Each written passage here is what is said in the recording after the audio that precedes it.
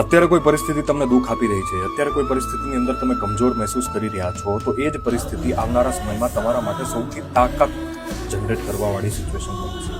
કોઈ વ્યક્તિ તમારી મસ્તી કરે છે, મજાક ઉડાડે છે, અને તમે પોતાની જાતને લાચાર, બેબસ અને કમજોર સમજતા હોય છો, તો આ તમારી સૌથી મોટામાં મોટી ભૂલ છે. જ્યારે અર્જુનને સભાની વચ્ચે કર્ણને આગળ ઝૂકવા માટે મજબૂર કરવામાં આવ્યો હતો, ત્યારે અર્જુને માત્ર કૃષ્ણ પર વિશ્વાસ રાખી અને એ કર્ણની આગળ ઝૂકી ગયા હતા. સમયનું પૈડું ફરે છે, પરિસ્થિતિ ફરે છે, કુરુક્ષેત્રનું મેદાન આવે છે. જેવી રીતના અર્જુનને મજબૂર કરવામાં આવ્યો હતો ઝૂકવા માટે, એવી જ રીતના કર્ણ મજબૂર થઈને કુરુક્ષેત્રની મેદાનમાં ઉભો હોય છે અને ભગવાન શ્રી કૃષ્ણ કહે છે કે જા લઈ લે બદલો.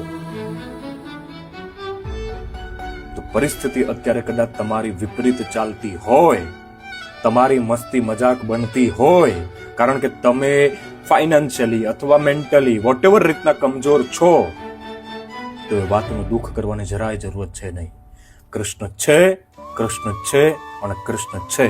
કૃષ્ણ બધું જ જોઈ રહ્યા છે અને સમય ફરશે, પૈડું ફરશે અને કૃષ્ણ સ્વયં પોતે તમારા અપમાનનો બદલો લેવા માટેની પરિસ્થિતિ તમને આપશે. જય શ્રી કૃષ્ણ.